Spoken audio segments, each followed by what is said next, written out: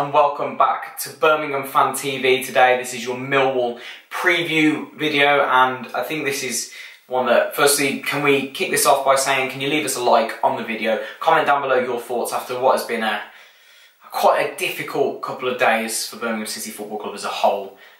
Your thoughts on all of that, your thoughts on the team selection ahead of this week's game, and your score predictions as well. I want to see how you guys think we're going to bounce back to this result after, obviously, the weekend's result, which was a disappointing one.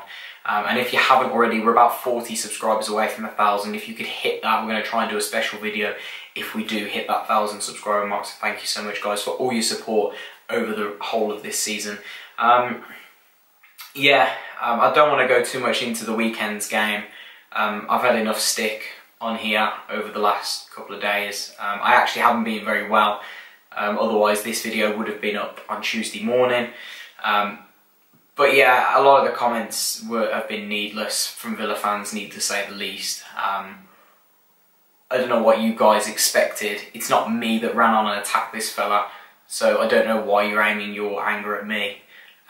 Just because I make videos on behalf of Birmingham City fans and for the fans doesn't mean that I deserve the stick. Yes, he has put a bad name on our club, but you know, don't aim your abuse at me. It's pointless. And for a lot of the comments on the Blues fans, yeah, it wasn't a great performance. It wasn't. It was nowhere near what we know we can play like. We weren't at the races and we didn't deserve anything. Did we deserve to lose? Questionable. We certainly didn't deserve to win. I think a draw would have been fair because we obviously had a penalty shout that was turned down as a stonewall penalty. And then obviously a few chances that we could have scored with. So I'm not saying we should have won, but I'm not saying we should have lost, if that makes any sense. So this weekend's game, this Wednesday night's game against Millwall is one in which you've got to be saying it's a must-win game. Millwall have lost their last 4 games in the league. Blues have obviously lost their last 2, however, so it doesn't make for great reading.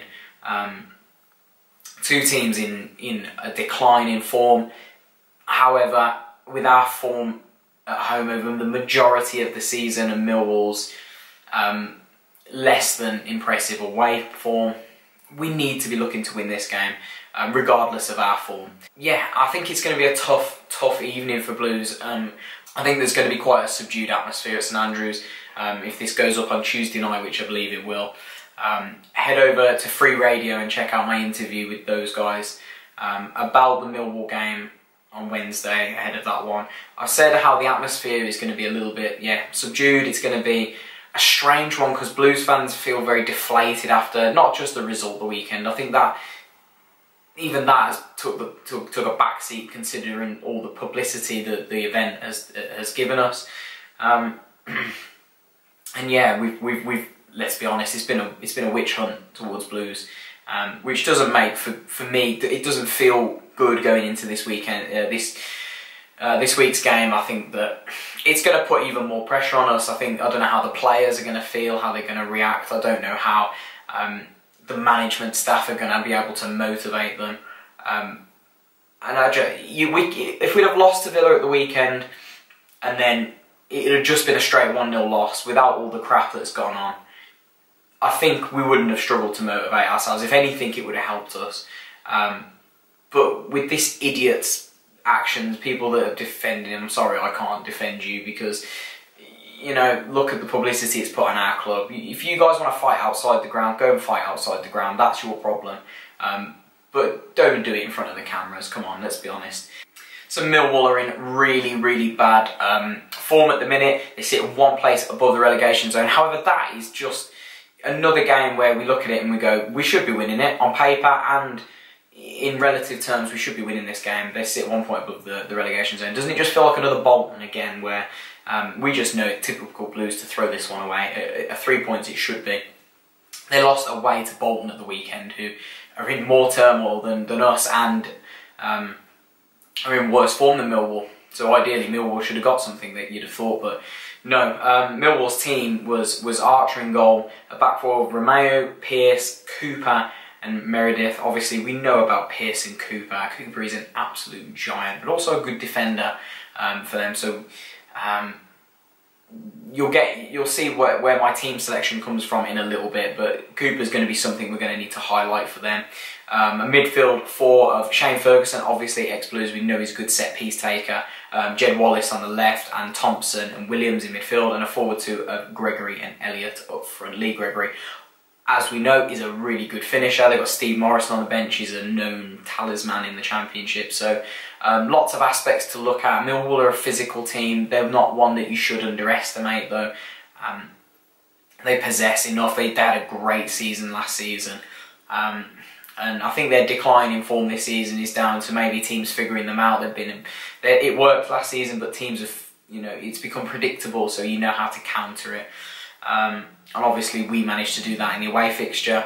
And I think we need to switch it up and be very assertive at home. I think it's different with Millwall being the home team and we managed to beat them, but they've got to come out and play at home, and that's how we beat them, because they didn't sit in and sit tight, and that's something they could do at St Andrews. So my team selection would be as follows. Camp in goal. I actually thought he had a decent game against Villa. I think he's had a decent season. People that criticise him are ones that only look at the negatives and not at the 11 clean sheets and the numerous good saves he's made for us this season. I'm not saying he's a quality goalkeeper, but he's been steady all season. A back four, again, it's not really going to change of Harding, Morrison, Dean and Pedersen across the back. I thought Wes Harding was outstanding the weekend, one of the few standout players. The two centre-backs were a bit rocky, and Pedersen was okay. The back four didn't do much wrong. They were opened up once or twice, but ultimately we didn't defend poorly. Villa had the one goal, which was a shot from outside the box, and they hit the bar. Outside of that, there wasn't loads. Now comes the changes. Midfield we were poor in midfield on Sunday. We were really poor, really not at it. We lacked any tempo, we lacked any composure, and until Craig Gardner came on, we lacked anything in midfield. Hence why I think Gardner should start. So my midfield four would be Hotter on the right. I think that while again he didn't have a good game, did he? Let's be honest. But it's games like Millwall that I think he can impose himself a little bit more. We need to get the ball down and play against Millwall. And Hotter's the only one for me who can find those key passes to Adams and to the other forwards who he brings quality when he's on his game. Yes, don't ask him to defend, but going forward he offers us something that a lot of players don't, and he's better than Magoma at doing it. So Hotter stays in on the right for me. A midfield two of Garry and Craig Gardner. I would play both the Gardners in midfield. Garry you can't not bring back. He's our best midfielder. We massively missed him again when we play Villa. Whenever he goes, we implode in the midfield. And Craig, I thought, actually came on. Yeah, look, he missed two absolute stinkers. But look, when do our midfielders ever get into those positions? They don't. At least Craig was putting himself in that position to win the header from the corner and alright, he stabbed it over from about 10 yards, but I think he offered us something in the 10 minutes that Davis hasn't done in the last two games. So put Craig in the midfield, sit him a little bit deeper and put Garry a little bit further forward. Maybe play that diamond shape and play Garry at the tip of it. I don't know. But I'm talking a standard flat 4-4-2 and put the two Gardners in midfield. And on the left, I put Connor Mahoney.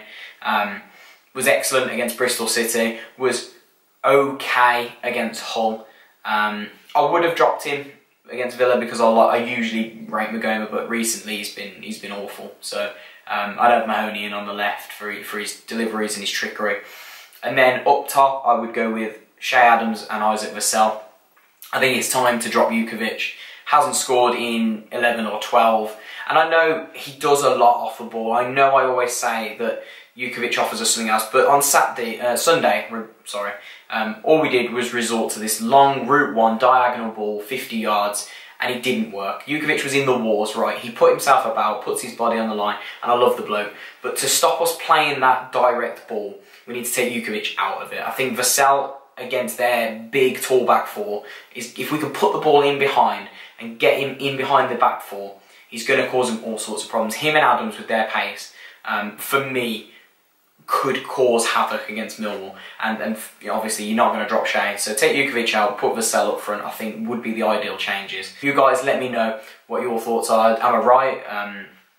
Do you think it's the right changes to make? If not, who would you guys have in the team? Would you keep the same team as the weekend? Would you not? Let me know.